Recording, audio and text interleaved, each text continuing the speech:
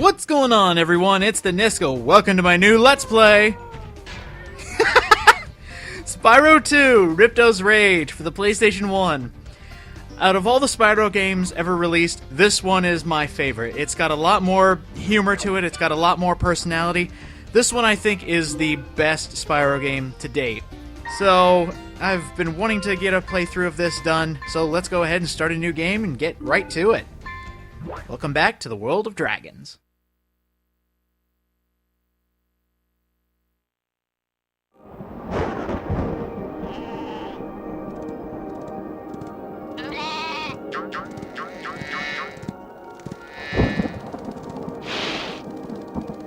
Is this rain ever gonna stop?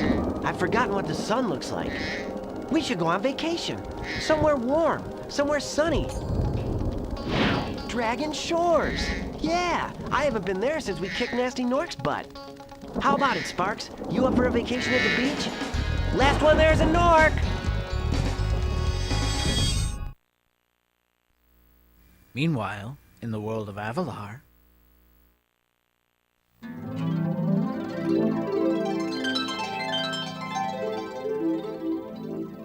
Is it working, Professor? Almost. Just a few more adjustments to these orbs and... Maybe this isn't such a good idea. Bringing a dragon here could just make Ripto angrier. Calm down, Hunter, and stop fidgeting. But you saw the professor's book. They have claws like this, teeth like this, and they spit fire like this. Puh, puh. They sound much more dangerous than Ripto. That's exactly the point. A dragon is our only chance of stopping Ripto, and you know it. It's working! It's working! I've got a dragon! Whoa, rough landing. Hi, which way's the... beach?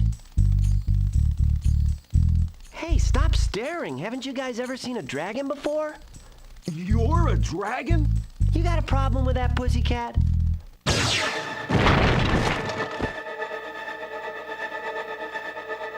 Well, someone forgot to invite me to the party. Were you trying to keep something from me? A dragon? You brought a dragon to Avalar? I hate dragons! Gah!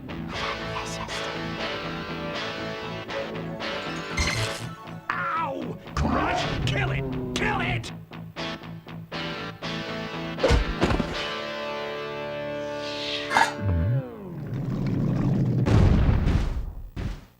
Go! You imbecile! You ate my scepter! I'll deal with you later!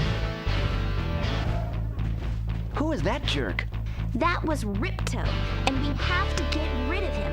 He's causing all sorts of trouble around here, but I haven't got time to explain. Here, take this magic guide to Avalar. It'll help you begin to understand our worlds. Right now, I have to follow Ripto and see what he's up to. I'll meet you in Summer Forest, okay? Hey, wait a minute! How do we get ourselves into these messes, pal? Well, now we know our common enemy. And I guess while we're here, we might as well help them. I mean, we are a heroic dragon. Might as well help whoever needs it. Like this guy. Hi, Spyro! Welcome to Glimmer! Unfortunately for us, a mob of lizards just showed up and started stealing all of our gems. Can you stop them? Alright, for anyone who has never played a Spyro the Dragon game, Spyro games are normally split up into multiple levels, normally having a hub world as well. So this is the first level, Glimmer. Now, Spyro games have taken a bit of a turn in recent years, but back in the day, they were all about collecting items. Collectathon games. Now, I personally love collectathon games. I love being a completionist and getting 100% in every level. And these Spyro games, if you're a collectathon junkie, this is the one for you. There's plenty of 100% levels that you can get. So, like in the last game, I did bios for levels, so might as well do it again. Just to show what all is in every level and what to expect when collecting everything. So here's the first level, Glimmer. This is more your basic tutorial level. It teaches you all the basics of the new Spyro world and the different mechanics. Over here on the left, you'll see the name of the world and the special talisman you need to collect.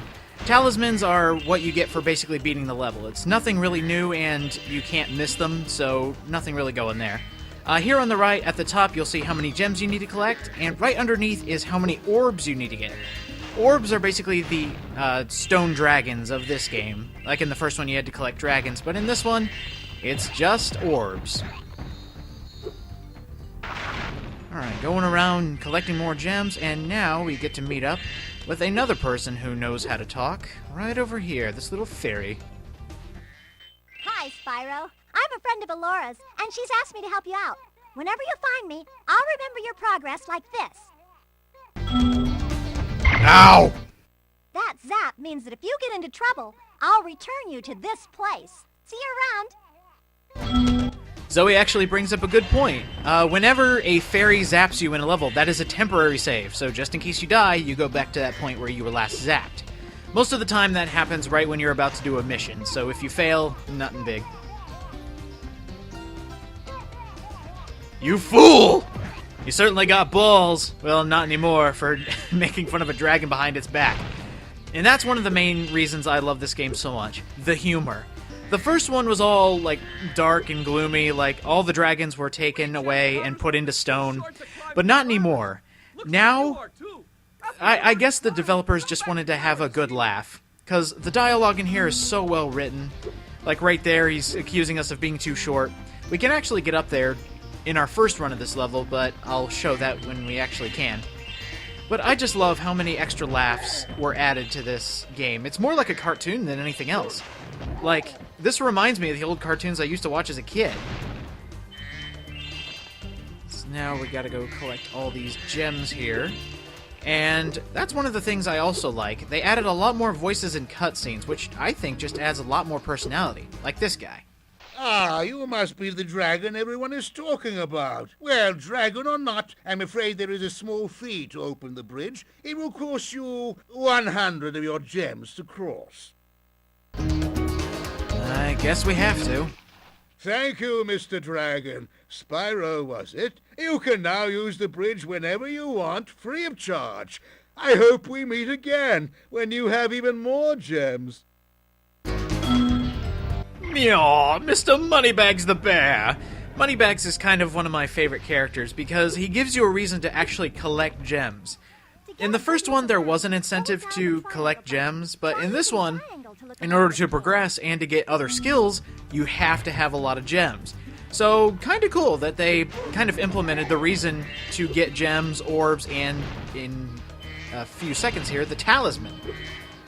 But, actually, I don't think I'll get the talisman just yet. Here would be the end of the level, and I'm just going to collect everything else, and I'll have the talisman be last. So, that guy right there, if you talk to him, he'll give you the talisman, but I'm not going to do that just yet. I'm going to go around and collect more gems, because there's a whole nother half of the level I haven't even explored. The ladybugs on the ground there, that's what's known as fodder. Those will be explained in the bios, but, I guess I forgot this time, but fodder gives you health back. These little lizards have eaten my entire crop of gems. I've tried hitting them with rocks, but they're too fast for me. You can try using one of my rocks. If you have any questions, just ask me. Alright, here's the first example of a minigame. Minigames are ranged from difficulty 1 through 5, and you get orbs for completing them. Nice shooting. Follow me to the next lizard. Sometimes the challenges have multiple stages that you need to complete. Like this one, we need to defeat 6 lizards. So we need to follow this mouse all over Glimmer and try to figure out where the other lizards are so we can help get rid of them. And that's another way that I love this game. It just seems a lot bigger than the other one. Like Spyro 1, you just had to find the dragons and that was it. But this one has you go all the way around different levels just to complete an objective for 1 orb. Which I think gives it a lot more replayability and playability, instead of just going point A to point B. Oh, here's a dragon, there we go, we collected him. No, now we get special missions. You can spit pretty far, Spyro. See if you can spit all the way to that lizard. Indeed, I can spit pretty far. Let me see if I don't need to aim for this. Boom! Yes! Alright. So anyway, there are some different mechanics that were added to Spyro 1. If you press the square button, you'll do a charge, like this, and X is your regular jump. If you press X twice, you can do a glide. Now, what was added to this game was that you can press triangle at the end of your glide, and you can do a hover. This will be explained later in different tutorials, but I want to get it out of the way now. And as that mouse said, if we hold triangle, we can aim and fire. And speaking of fire, Spyro, being the dragon that he is, can breathe flames pressing the circle button. So, plenty of different attacks, plenty of different moves. This game is so versatile, I love it. So now we're going to follow this gem cutter all the way back here to the middle of the level for one more dragon. I almost called it a dragon. Yes, a dragon killing other dragons. Nope, going to take out the lizard here. I hear him. Oh, there he is. Okay. So the different minigames within Spyro 2 actually use a lot of the mechanics that are shown to you early on in the game. Like, there will be plenty of other minigames that will show off having to aim and fire, but they're not exactly repetitive. Each minigame kind of has its own personality, and another reason why I like this game so much is you actually feel like you're in the game's world. And that's shown through the dialogue and what the characters actually say when you complete minigames like this.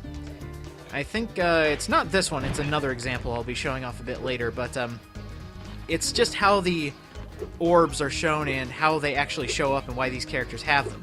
It's actually kind of clever. It's like the old Banjo-Kazooie games where characters would have jiggies and they actually had a legitimate reason for having them. Alright, so one last lizard. Out of here! Yay! You saved my crop of gems from the lizards. Here, take this orb. Some girl with wings dropped it here yesterday. Like I said, a legitimate reason. And here we have our first orb. There are a lot of orbs to collect, and like I said, you can consider these the stone dragons from the first game. But they are kind of easier to get. You just have to solve the puzzles and or mini-games that each character might have if you can find them. So let's go ahead and head all the way back here, because there was another gem cutter over here who looked like he had something to tell us. Just make sure there are no gems over here. Nothing, okay. I just don't want to miss anything. What do you got to say? Oh, hold on. A couple more here. Now what do you have to say? Great! The Superfly power-up is active, and you can restart our gem lamps. Flame all the lamps quickly, and the big gem lamp will light. The power-up will give you enough magic to fly for a short time. Alright, these special gates here, they run off of spirit particles. And what the spirit particles are is whenever you defeat an enemy, it'll release a particle. For that one, you only need to defeat 10 enemies, and there are about 13, 14 enemies in here, so you shouldn't miss it. If you love flaming giant lizards, you'll have this power-up running and in no time. And there we go, another simple minigame, finished with. Thanks for helping me light the lamp, Spyro. A fairy gave me this orb, but I like gems better. You take it instead. Looks like the fairies have all the orbs here. They've been giving them away to the gem cutters. I have no idea why they would do that, but whatever. So now we can use this power-up whenever we want to. We could in the first place, but after helping him, we can now head over here and get even more gems. Power-ups within a level can be used for multiple different things, such as getting to different ledges and getting different orbs and different gems. Speaking of gems, there are multiple colors. Reds are 1, greens are 2, purples are 5, 10s are gold, and the illustrious 25 gem is a lovely shade of pink. Or maroon, whatever you'd like to call it. It's kind of a cross between pink and purple. It's a very lovely little gem. So here's what I was talking about. This power-up will actually get you to that place where you have to climb. But you have to be quick and kind of skilled at it because this magic runs out twice as fast when you leave its general area. So let's see if I can get there. Oh, leap of faith, hover. Made it! Hey! Great! You've got the Superfly power-up active. Now you can light the gem lamps in this cave. That is a good point. So normally you'd have to, learn how to climb, which you don't get until a very long time. But I found a way to get up here early, so hey, why not? So same deal as before, you just need to light all the lamps. Now for the difficulty for each minigame, it's 1 through 5 as I mentioned, but the reason this one is 2 is because there's a lot more obstacles in the way of flying, and sometimes they can get in your way. But, as I've shown here, not too difficult, just like the first one. Thanks for helping me light the lamp, Spyro. For a while, I was afraid we were going to have to cancel tonight's baseball game. Here, somebody mix this orb in with the baseballs. Okay, thank you, and that should be 3 out of 3 orbs. There we go, we don't have to collect any more orbs. Now, some interesting trivia about Spyro 2 in fact, is where the idea for Ripto came from. That's actually a pretty awesome name, and the character design is actually pretty cool too. But the reason they called it Ripto's Rage is because if you look at the box art for the Japanese version of Spyro 1, the name kinda looks like Ripto. That's pretty awesome, if you consider that they just, thought of this out of nowhere based on text. Spyro, thanks for helping us fight off the lizards. Please take this talisman of Glimmer as a sign of our gratitude. Alright, and for helping out our friend, we get the Glimmer Talisman, the magic pick. Hey, that's what we were here for. This magic portal next to me will take you to Summer Forest, one of the homeworlds of Avalar. Alright, so here we go, 100% in Glimmer. We never have to come back. But he said that goes to the Summer Forest. Let's head out.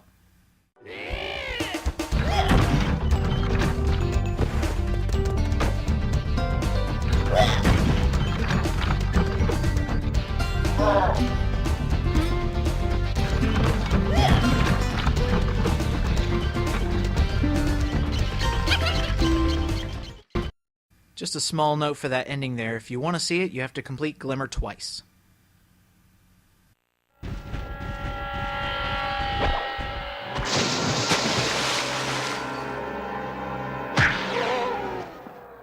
Oh no!